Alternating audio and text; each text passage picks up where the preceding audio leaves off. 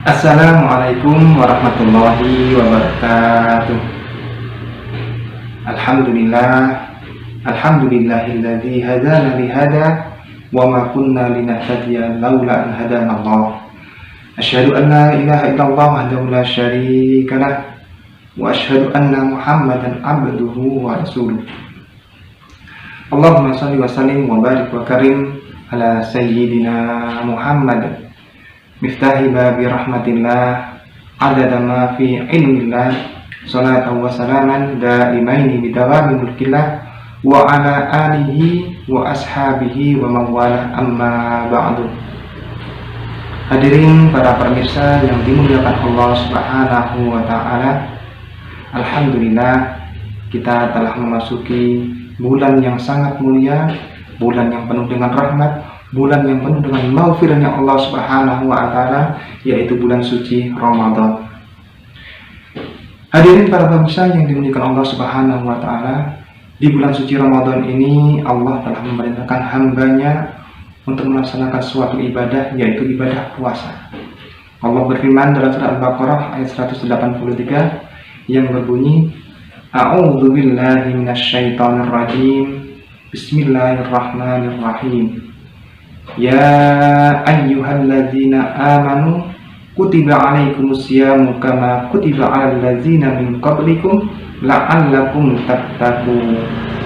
Yang artinya, wahai orang-orang yang beriman, diwajibkan atas kalian untuk berpuasa sebagaimana telah diwajibkan pada orang-orang sebelum kalian, agar kalian menjadi orang-orang yang bertakwa.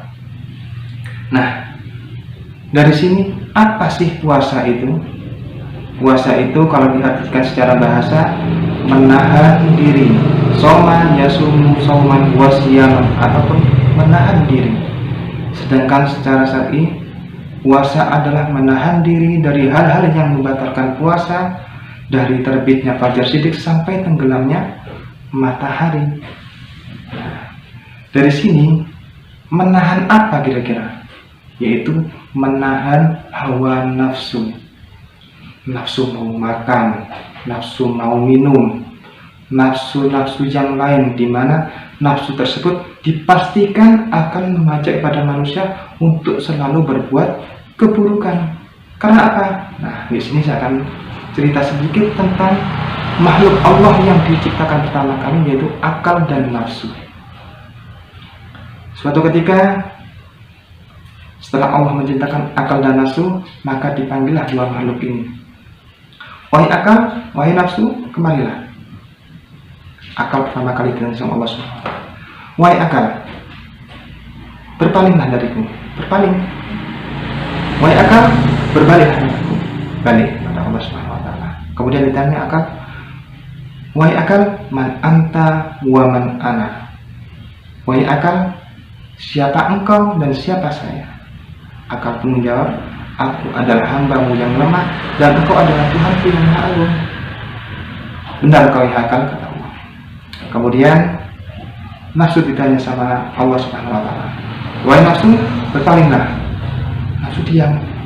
Kemudian, wahai nafsu, berpalinglah, tetap diam. Ditanya sama Allah, wahai nafsu, man anta wa man ana. Wahai nafsu, siapa engkau dan siapa saya? Jawaban nafsu bagaimana? Ana, anta. Saya, engkau. Setelah mendengarkan jawaban yang demikian, akhirnya nafsu dihukum sama Allah Subhanahu wa ta'ala karena dia tidak mau mengakui. Dihukum di nerakanya Allah, yaitu neraka jahim. Dibakar di neraka jahim selama 100 tahun. Nah, setelah selesai 100 tahun, dipanggil lagi nafsu dengan pertanyaan yang sama, suruh berpaling, tidak mau berpaling, suruh berbalik, tidak mau berbalik. Pertanyaan sama juga, man anta wa man ana. Jawaban yang sama juga, aku, engkau. Nah, dengan jawaban yang demikian, akhirnya dihukum lagi si nafsu tadi.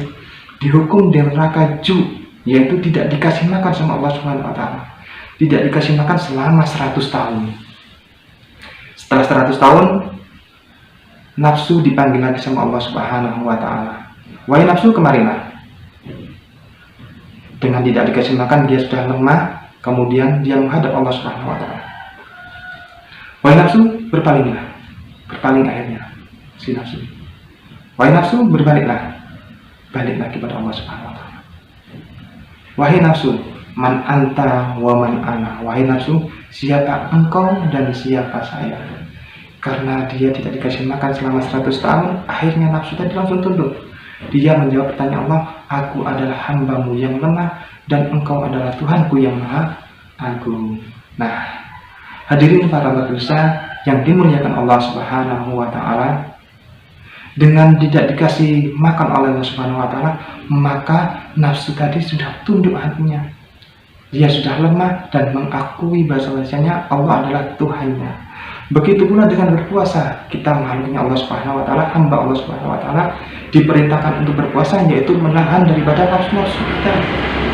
Kita tidak makan seharian mulai dari terbitnya fajar sidik sampai tenggelamnya matahari. Tujuannya untuk apa? La'allakum tattaqun, menjadi orang-orang yang bertakwa, yaitu menahan hawa nafsu tadi itu. Karena dengan berpuasa maka kita akan mengakui daripada Tuhan kita, mengakui bahwasanya perintah tadi adalah perintahnya Allah Subhanahu wa taala. Dengan mengakui dan mengerjakan daripada perintahnya Allah Subhanahu wa taala dan menjauhi semua larangan Allah Subhanahu wa taala, maka tujuan dari puasa tadi akan tercapai, yaitu la'allakum tattaqun, menjadi orang-orang yang bertakwa. Hadirin para pemirsa yang dimuliakan Allah Subhanahu wa taala, demikianlah kultum yang bisa saya sampaikan. Mudah-mudahan bermanfaat untuk kita semuanya, khususnya bagi diri saya sendiri. Saya akhiri.